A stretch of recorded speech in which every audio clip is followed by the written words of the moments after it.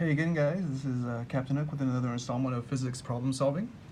Today we're going to be using the kinematic equations that you see below, just like we did when we did the traveling to the moon problem a little while ago. However, this time it's got a little more tricky because we are going to do it in two different directions. We have to use them in the x direction, or side to side, and the y direction, which I'm considering like up and down towards the ground. Okay? So again, our problem, just like it always is, will be seen below this video if you need it, but it's right here for right now. Again, just like we always do, we're going to go one part at a time, because a lot of times the first part will help with the second and so on. So what we have is after a recent drought in California, there are wildfires seem to be commonplace. To help fight the fires, the state uses planes to drop water and fire retardants such as sand on those flames. One such plane flies horizontally over fire at speed of 60 meters per second and drops a giant water balloon to help extinguish the fire. It flies at a height of 200 meters above the ground. And so part one says, how long does it take for the load of water to hit the ground? So how long does it take from when he drops it to hit the ground?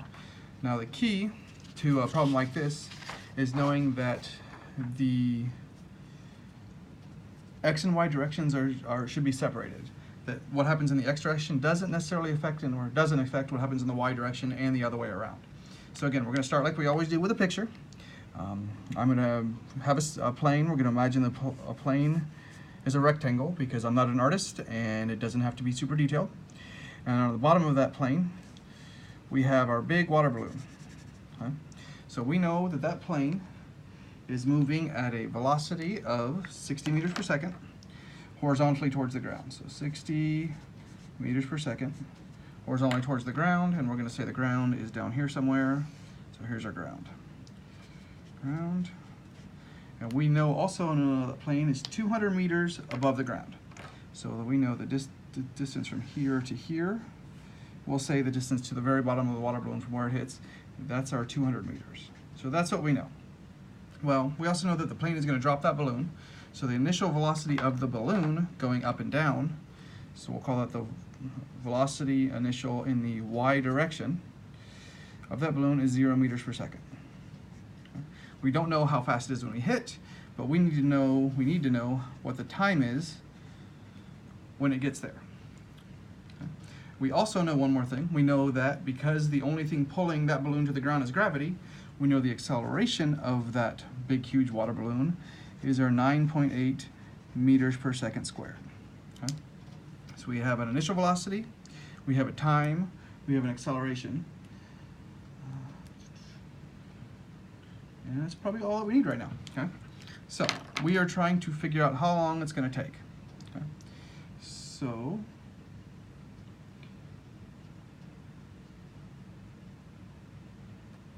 we're going to look at our equations and see which equation we can use to figure out what we're looking for. So again, we're looking for time, so we need something that has time in it. So this one's out. Can't use that, no time.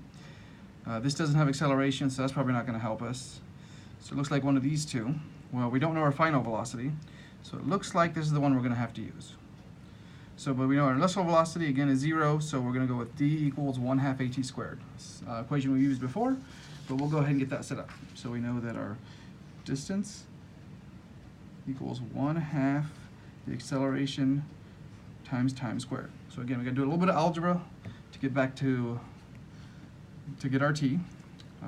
We've done this before, but we'll just skip ahead a little bit. We'll do t equals the square root of 2 times d over a. Okay. Now, this is where you got to be really careful about negatives. Usually acceleration due to gravity is a negative number because it's down. But if we do that, we have to make sure that we say our displacement is negative as well because it's also going down.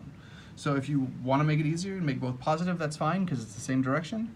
But I'm going to go with what's common and say acceleration down is negative, displacement down is negative. So we're going to plug in our little numbers here. So we get our time equals 2 square root of 2 times our displacement, which is 200 meters, negative, don't forget that, over negative 9.8 meters per second squared, which is our acceleration. So if we get that, that is about 6.39 seconds. Again, and that is how long it's going to take from when it drops it to when it gets to the ground. Okay, so that's part one. Not too bad so far, right? We'll have to keep that in mind. We might need that later. We'll see. But second part, says that if the plane releases load when it's directly over the flames, so if the flames are right here and it releases load, it's going to overshoot it. The water balloon's going to land over here somewhere. Okay. Must release it a little bit earlier than it so that it lands on the flames.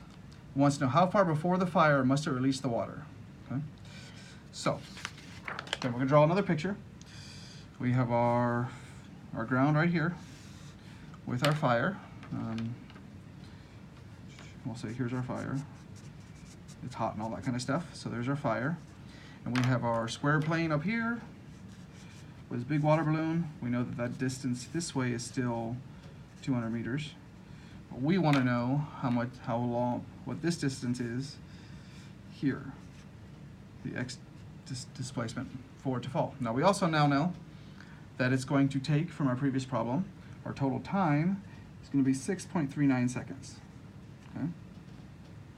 And we also know in our x direction, our initial velocity is our speed of 60 meters per second. And ignoring air resistance, because that's what we do, because it makes math easier, our final velocity in the x direction has to be the exact same. So our velocities don't change, we have a time, and we need a distance. Okay? So if we look back at our kinematic equations, looks like, well, here's our distance, our average velocity, which in this case is going to be the same, because it's the same velocity the whole way through. So distance to velocity times time is the equation we're going to want to use. So we go back over here. We'll write our distance equals velocity times time. Well, we're looking for distance, so we know our velocity is 60 because it doesn't change. So distance equals 60 meters per second times our 6.39 seconds. Our seconds are going to cancel out, so we're going to end up with a distance that he has to drop it before. Let's look at the calculator, and we get about 383 meters. Just multiply those across, check our units. So that's how far before the fire he has to let go of that balloon so that it actually lands on the fire. Okay, again, the first part was all in the y direction. This is all in the x direction. See how they don't really, the time might be the same, but other than that, they don't really affect each other. All right, we got one more part to this problem. Okay. It says, pilot accidentally angles his plane slightly downwards when releasing the water balloon. So therefore the nose is a little lower, so the angle we're shooting off is a little bit different. The nose is a little lower than the tail. He releases the water balloon from the exact same location, so he still released it 383 meters before the fire. And wants to know if it will still hit the fire. Overshoot it, be short of it. What do you think and why? So if we look about it, if he was, I'm going to sort of draw a graph real quick. If he was angled perfectly straight, here's our x and our y. If he was angled perfectly straight, and we'll do it in, I think this is red. If he was perfectly straight like he should be, when he releases, it's going to go like this and it's going to land on the fire. So here's our fire down here. This is what the original trajectory, the one we sort of figured out. I don't know what color our fire is, but it'll work. So, but what happens is he's actually angling it from the same location, but he's angling it like this. So not all of his velocity isn't actually 60 meters per second forward, it's sort of 60 meters per second at an angle. Well, that means it's not going as fast in that x direction, because some of that velocity, some of that speed is actually going towards the ground. So if he's not going as fast, when he releases the water balloon is not going to be moving as fast, so it's going to land somewhere, I mean, not exact, but somewhere over here. So he's definitely going to fall short because the velocity of that water balloon isn't fast enough to make it to the fire in that same 6.93 seconds. And that is your solution for today.